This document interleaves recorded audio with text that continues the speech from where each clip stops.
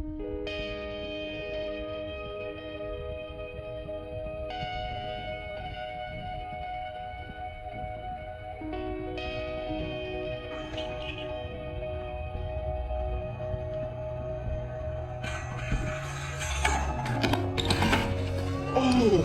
fuck. You good? Good? Fuck, I thought you were lazy class.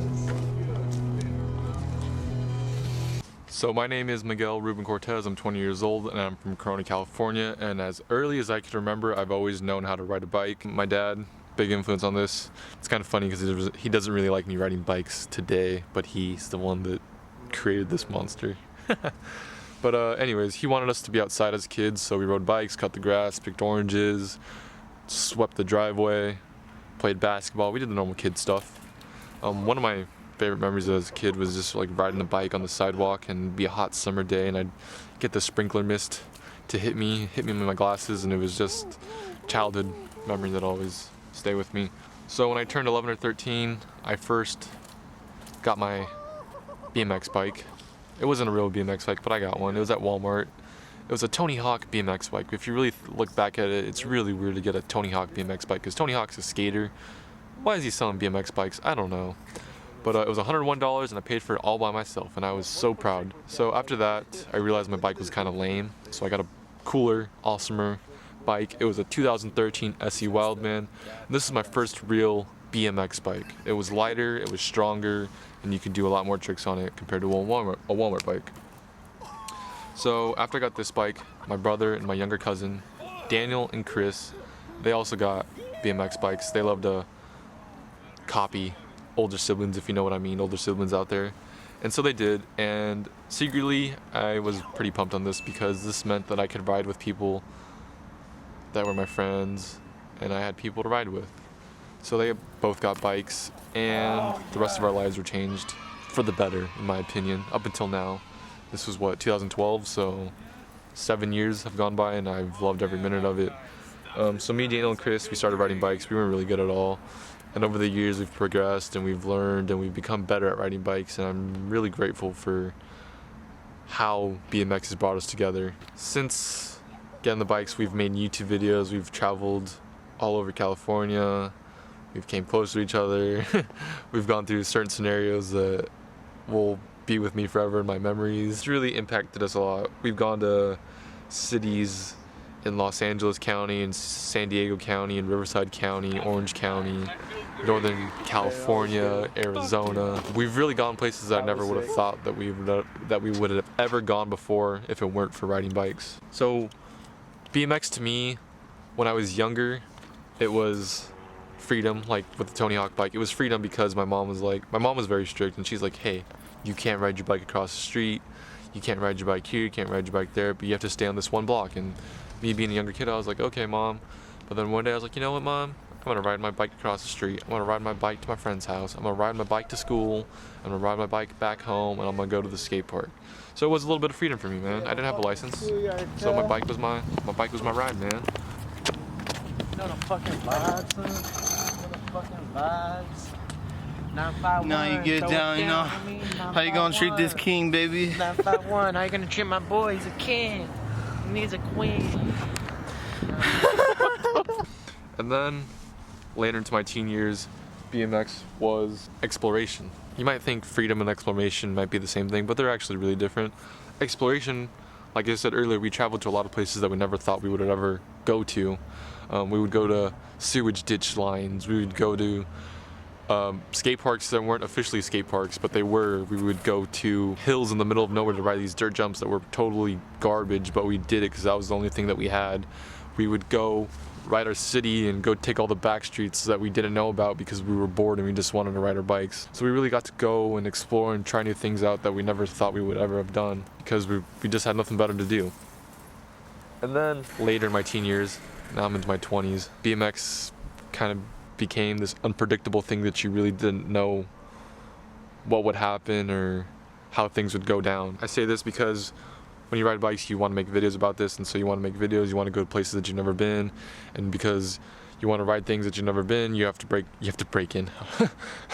Sad but true, you have to do things that you don't know about. So like going to schools and getting kicked out by security and riding your bike and getting really hurt and having to go to ER and riding your bike on a rainy day and somehow eating it, and then you realize that you shouldn't have done that, or just waking up in the morning and ending up in Huntington Beach somehow because you didn't know what you were doing.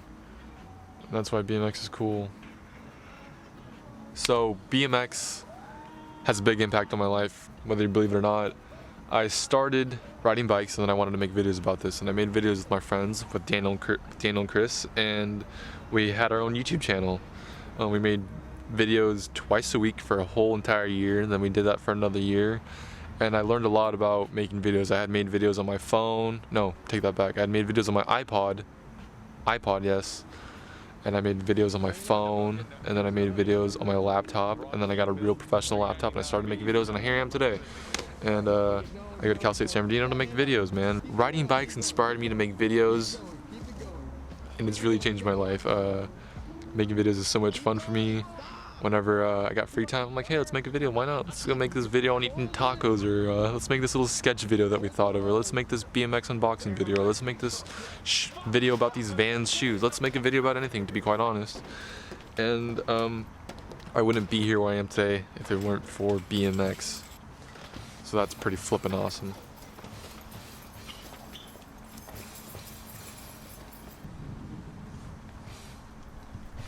When people ask me if BMX is a lifestyle, it most certainly is. BMX impacts the things I watch, the way I dress, the music I listen to, the places I go, how I think. There's this thing in BMX, it's called spot searching, so you just look for spots to ride your bike on, for street riding anyways.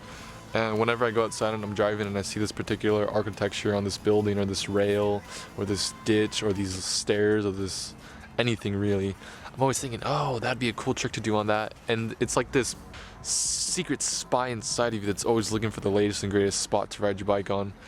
And I think it's pretty weird how BMXers do that, man. Skaters too. Certain music, like I know some 70s rock music that I would never have known. Or maybe it's metal. Maybe it's metal. I don't even know the genre. It's like some old music that I can't even find on the internet. And I know it specifically because I saw it in a video for this specific bike company, and that's the only way you could find it. The way I dress, I wear Vans a lot.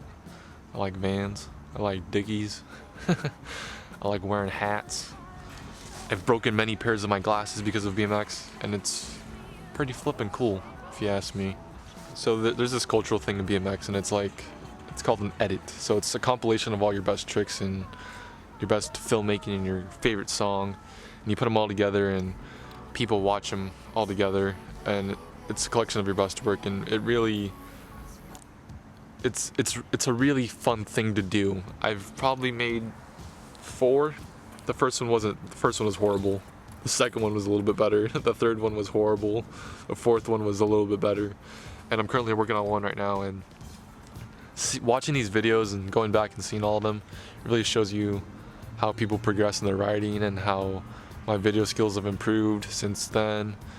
And they're just a fun thing to do. That's like a little project you make with your friends, and you go out to places, like I said earlier, you go out to places unpredictable, the unknown. Sometimes shit hits the fan and you're all in it together to just have fun. These edits don't really get you money or attention, or really, they don't really mean anything to you, but to me, it's freaking my heart and soul into that thing, and I just love it. And I will never stop making them for as long as I can ride. So there's a lot of pain associated with BMX. I've broken, I forget which ankle, I think it might be my right ankle. I think I broke my right ankle, my left wrist, my jaw makes this clicking noise, my knees click, my ankles click. I have arthritis in my ankles, I can't even walk. I walk like an old man, I'm only 20. My brother's broken his left wrist like twice, or maybe it was his thumb, I don't even know. People slam, I got all these cuts all over my body, scars everywhere. And you might ask, why do you do this for 4 or 5 seconds for a particular clip, trick, whatever you want to call it? To be quite honest with you, it's a high. Straight up is, man. You land a trick that you never thought you would land before, you do something super awesome, you will ride that high for the rest of the day. Nothing will bring you down, really. Happened to me many times, and it's just like some kind of magical work that happens, and it's worth it, really. It really is. We'll definitely feel it when we're older, but I'm trying to live in the now, man. I'm trying to have fun. I'm trying to live my life and do things while I'm young. And I really have no regrets about it whatsoever. So my favorite memory about riding BMX, I kind of have two actually. So one, I was trying to do a half cab, so that's like a backwards 180. So I was trying to do a backwards 180 down a 34 set of stairs. And I did this and I fell down not even halfway, like a little bit, maybe a quarter of the way, a third of the way down these stairs. And I fell down and I broke my right ankle. And so I'm at the bottom, I'm towards the middle of the stair set. My brother and my cousin are at the top and they come rushing down and I'm crying like a little baby and they're arguing with each other and they don't know what to do and they're about to get in a fist fight and I'm down here crying like a little baby. And it was just pure chaos and I had to drive home with a broken ankle because they couldn't drive yet. And it turns out I broke my ankle, I went to the hospital and everything, and it was pretty funny. And I'll probably never forget that memory. That's also a great one. And then my last one, so it's me, my brother, my cousin. We're at my cousin's house in Riverside, and where he lives, there's these dirt jumps. And next to these dirt jumps is this really big, steep hill. And my brother, he decided, it was really hot that day, so he took off his shirt, and he decides to go down this hill, and he's going down this hill maybe like 40 miles an hour. And he goes down and he loses control and he skids maybe like the last third of the way down the hill, shirtless in this 95-degree weather with this really hot gravelly dirt, and he scuffs up his whole entire front chest and everything's bleeding everywhere. And at the moment he really took it like a champ and I was like, wow, this guy really sucked it up.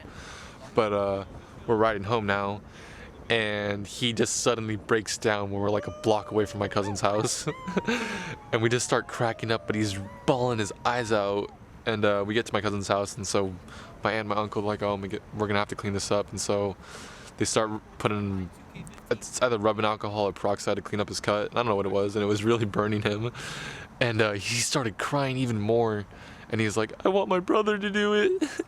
And so I get the rubbing alcohol and I just spray it all over his stomach like a ketchup bottle. Like I'm just spraying ketchup bottles worth of peroxide, like the whole thing of it all over his chest. And he's crying like a little baby. And my aunt and my uncle thought it was the cutest thing. And I thought it was a pretty funny moment. So did my cousin. We didn't think it was funny at the time, but later when we reflect on that story, we love to tell that one to everyone. And I'm just really grateful for the people that I have in my life because of bike riding. And I'm proud of being a biker, even though we have some bad stigmas with it. We're not all that way, man. We're all pretty cool and diverse and everything, whatever you want to call it. But yeah, I want to say, next time you're bored or next time you want to go somewhere and you see some bike rentals, whatever, it may not be a BMX bike. If it's just a bike, if you don't know how to ride a bike, go on YouTube, look that up, because riding bikes are good for your health, mental and physical. I love to do that when I'm bummed out. And yeah, I just want to spread the words of biking, man, because it's really freaking awesome and you should most definitely do it.